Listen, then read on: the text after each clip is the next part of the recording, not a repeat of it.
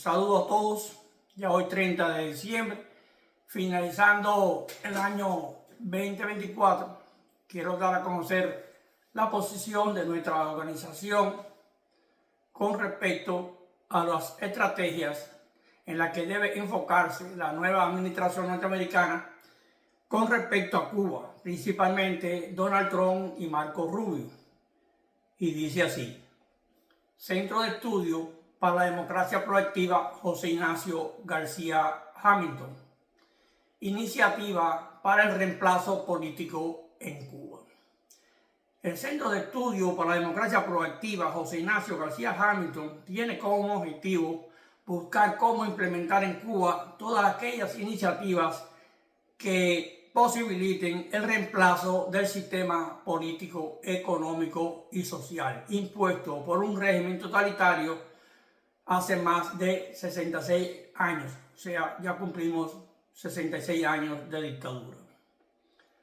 Nuestro centro de estudio, fundado en el 2010, ha trabajado en distintos proyectos para enrumbar a nuestro país en un proceso democrático de origen y en funciones. En ocasiones hemos recibido soporte de algunas instituciones como la NED, o sea, la National Endowment for Democracy, y de la USAID, Agencia Internacional para el Desarrollo de los Estados Unidos. Pero el mayor tiempo hemos desarrollado nuestras operaciones con recursos propios de sus miembros. El Centro de Estudio José Ignacio García Hamilton mantiene una filial operativa en Cuba que se encarga de implementar en el terreno las iniciativas de nuestra institución, como es el caso del proceso de institucionalización de la oposición en Cuba. Nuestra visión es que el proceso de reemplazo del sistema político, económico y social impuesto por el régimen Castro-Canel debe pasar por la implementación de un proceso de restauración institucional bajo las normas internacionales. El acompañamiento internacional debe pasar por el reconocimiento al derecho y legitimidad que tiene el pueblo cubano de organizar la sociedad cubana acorde a sus intereses y a la vez desconocer a un régimen dictatorial que llegó al poder por la fuerza y la violencia de las armas.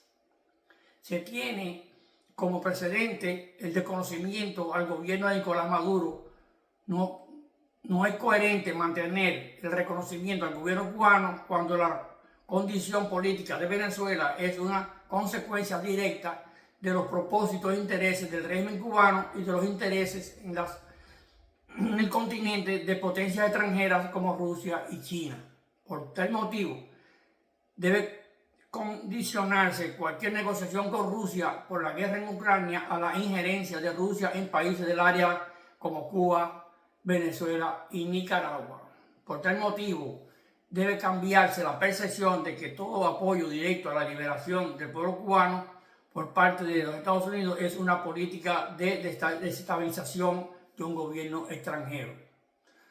Un acompañamiento internacional fuerte por parte de los Estados Unidos puede cambiar la percepción que hay sobre el régimen cubano, que en su papel de víctima ha minado ideológicamente todas las instituciones internacionales como Naciones Unidas. Se debe partir del concepto de Luis Almagro de que los representantes ante la OEA, o sea, la Organización de Estados Americanos, sean representantes de los pueblos, no de los gobiernos. Se debe buscar incorporar un representante legítimo del pueblo cubano ante la OEA. Además, debemos trabajar de conjunto con la Fundación Faro de Argentina y formar junto a Javier Milei un frente latinoamericano para el rescate y la protección de los verdaderos conceptos de la democracia en América Latina. Un cambio internacional en la percepción sobre el régimen cubano puede estimular la participación decisiva de una oposición interna con voluntad y capacidad de formar gobierno. Una oposición que por demás necesita los recursos necesarios para vertebrarse. Por tanto, debe revisarse bajo qué conceptos se entregan más de $5 millones anuales para la causa cubana sin resultado alguno.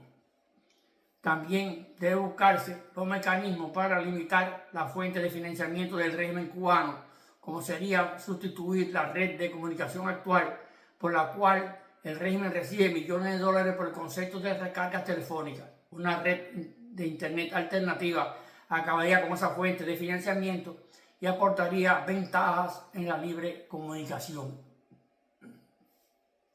Son muchas las alternativas que se pudieran evaluar, por lo que debe ser un trabajo de coordinación permanente con las fuerzas activas por el cambio en Cuba.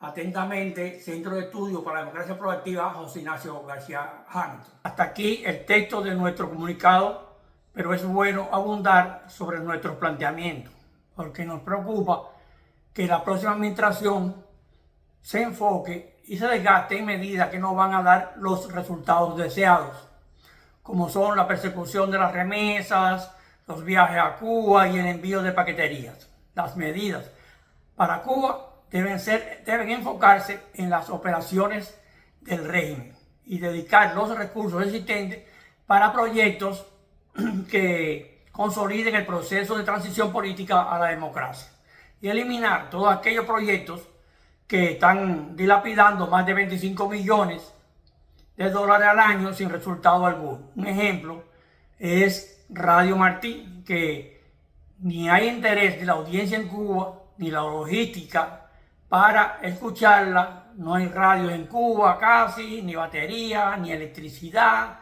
Y por demás, la misma política de los Estados Unidos impide que esa radio tuviera un mayor impacto y protagonismo en Cuba. La misma política de los Estados Unidos impide cualquier pronunciamiento en Cuba que ellos dicen que pueden provocar al régimen, que puede ser provocación, como llamarle régimen en dictadura o cualquier otro llamado que se haga o convocatoria, no se puede hacer a través de Radio Martí, porque dicen que eso es una injerencia en un gobierno extranjero.